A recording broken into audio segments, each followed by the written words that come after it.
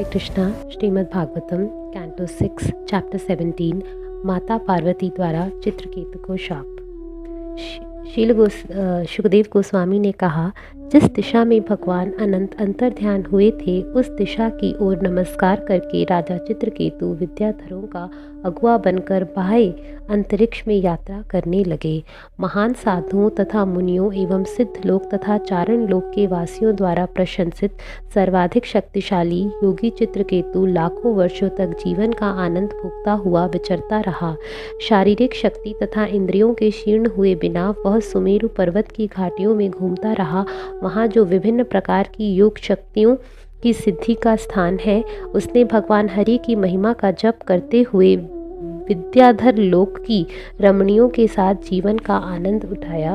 एक बार जब राजा चित्रकेतु भगवान विष्णु द्वारा प्रदत्त अत्यंत तेजोमय विमान पर बैठकर बाह्य अंतरिक्ष में यात्रा कर रहा था तो उन्होंने भगवान शिव को सिद्धों एवं चारणों से घिरा हुआ देखा। शिवजी महामुनियों की सभा में बैठे थे और देवी पार्वती को अपनी गोद में बैठाकर अपने हाथ से उनका आलिंगन कर रहे थे।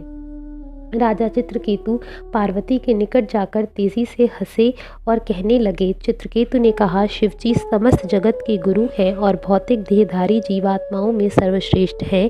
वे ही धर्म पद्धति के व्याख्याता हैं। तो भी यह कितना आश्चर्यजनक है कि वे बड़े बड़े संत पुरुषों की सभा के बीच अपनी पत्नी पार्वती का आलिंगन कर रहे हैं।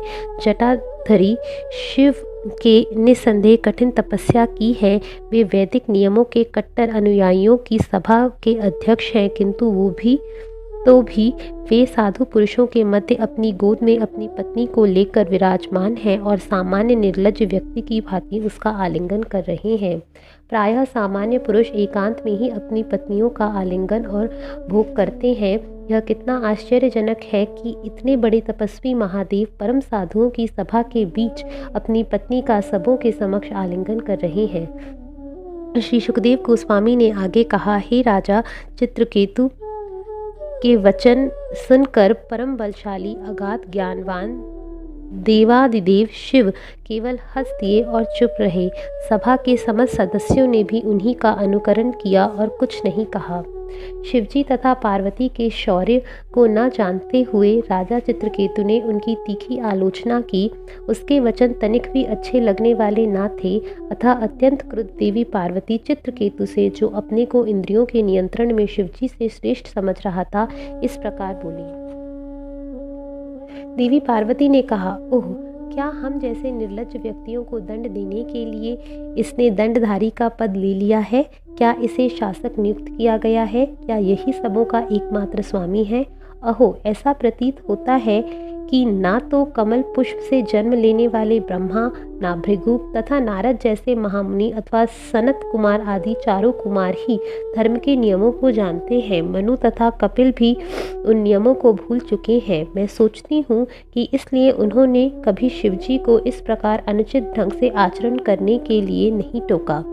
यह चित्रकेतु में घोर निकृष्ट है, क्योंकि इसने उन शिवजी का तिरस्कार करके ब्रह्मा तथा अन्य देवताओं को मात कर दिया है, जो उनके चरण कमलों पर बैठकर सदैव ध्यान कर धरते रहते हैं। भगवान शिव साक्षात धर्म तथा समस्त जगत के गुरु हैं, अतः चित्रकेतु दंडनीय है। यह व्यक्ति ऐसा सोचकर अपनी सफलता में फूला हुआ है कि मैं ही सर्वश्रेष्ठ हूँ।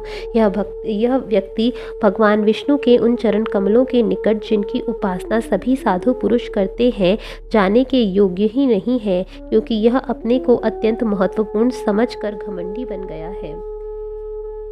ए मेरे दुर्बुद्धि बेटे, अब तुम असुरों के निम्न तथा पापी परिवार में जन्म ग्रहण करो, जिससे तुम पुनः इस संसार में महान संत पुरुषों के प्रति ऐसा पाप ना कर सको।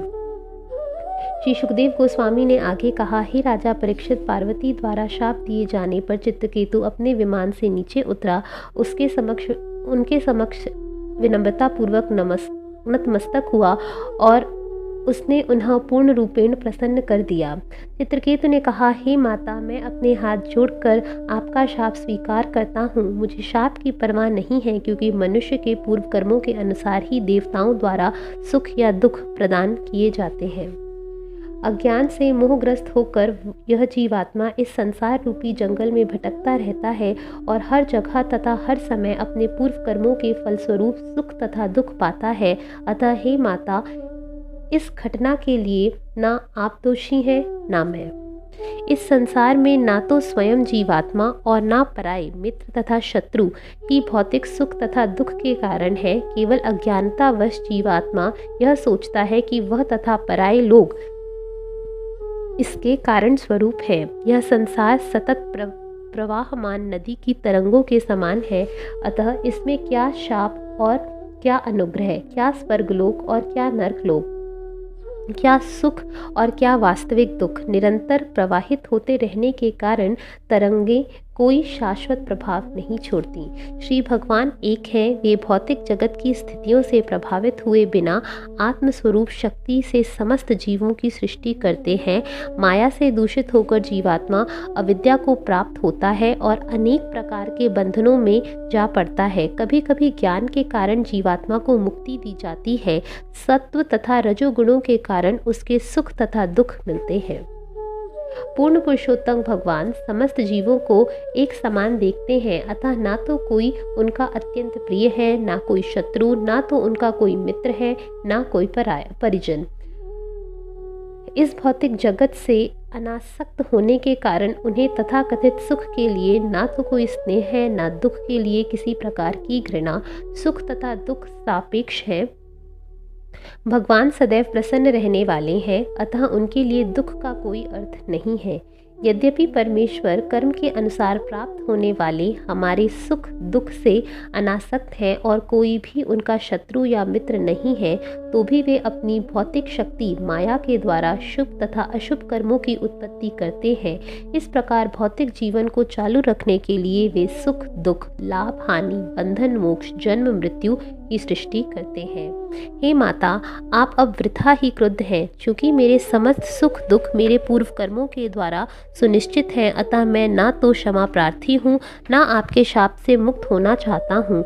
यद्यपि मैंने जो कुछ कहा है अनुचित नहीं है, किंतु जो कुछ आप अनुचित समझती हो उसके लिए क्षमा करें।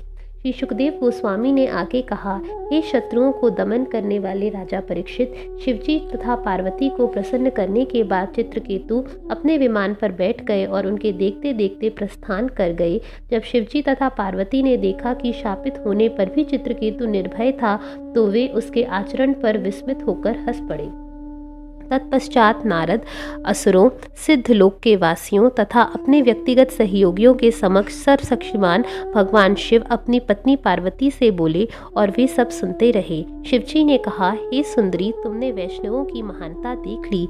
श्री भगवान हरि के दासानुदास होकर वे महान पुरुष होते हैं और किसी प्रकार के सांसारिक सुख में रुचि नहीं रखते। पूरी तरह से भगवान नारायण की सेवा में लीन रहने वाले भक्तजन जीवन की किसी भी अवस्था में भयभीत नहीं होते। उनके लिए स्वर्ग, मुक्ति तथा नरक एक समान है, क्योंकि ऐसे भक्त ईश्वर की सेवा में ही रुचि रखते हैं।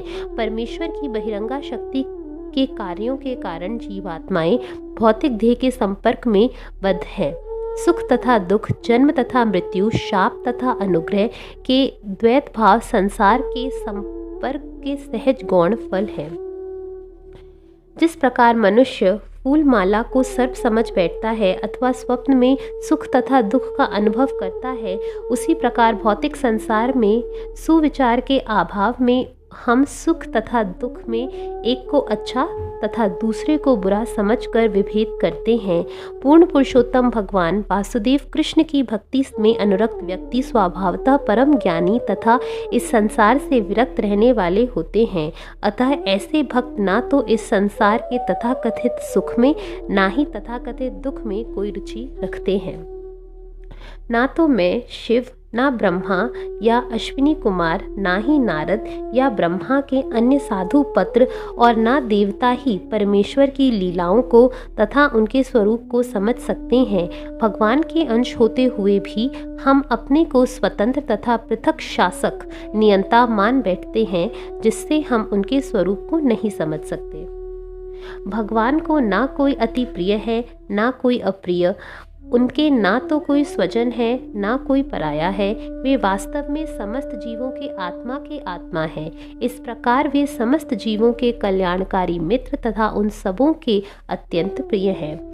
यह परम उदार चित्रकेतु ईश्वर का प्रिय भक्त है। यह सभी जीवों का समदर्शी है और आसक्ति तथा घृणा से मुक्त है। इसी प्रकार मैं भी भगवान नारायण का परम प्रिय हूँ, अतः नारायण के उच्च भक्तों की गतिविधियों को देखकर चकित नहीं होना चाहिए, क्योंकि वे आसक्ति तथा द्वेष से मुक्त रहते हैं। वे सदैव शांत रहते हैं और समदर्शी होते हैं। श्री सुखदेव गोस्वामी ने कहा, हे राजन, अपने पति से यह संभाषण सुनकर देवी उमा, शिव की पत्नी को राजा चित्रकेतु के व्यवहार पर जो विस्मय उत्पन्न हुआ था वह जाता रहा और उनकी बुद्धि स्थिर हो गई। महान भक्त चित्रकेतु इतना शक्तिमान था कि यदि वह चाहता तो पलटकर बदले में माता पार्वती को शाप दे देता, किंतु ऐसा न करके उसने नम्रता से शाप को स्वीकार किया और शिवजी तथा उनकी पत्नी के सम्मुख अपना सिर झुकाया। इसे वैष्णव का आदर्श आचरण समझना चाहिए।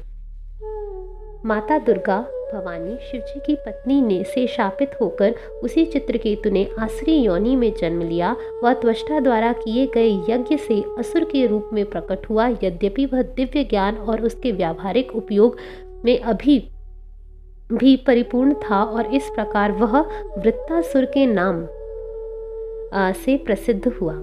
हे राजा परीक्षित, तुमने मुझसे पूछा था कि परम भक्त वृत्तासुर ने असुर वंश में किस प्रकार जन्म लिया, अतः मैंने तुम्हें उसके विषय में सब कुछ बताने का प्रयास किया है। चित्रकेतु महान भक्त महात्मा था। यदि कोई मनुष्य किसी शुद्ध भक्त से चित्रकेतु के इस इतिहास को सुने तो श्रोता भी इस संसार में अपने बद्ध जीवन से मुक्त हो जाता है। जो व्यक्ति प्रातःकाल उठकर अपने मन तथा वाणी को वश में रखकर तथा श्री भगवान का स्मरण करके चित्रकेतु का यह इतिहास पढ़ता है, वह बिना कठिनाई के भगवान के धाम को चला जाता है। हरे कृष्णा।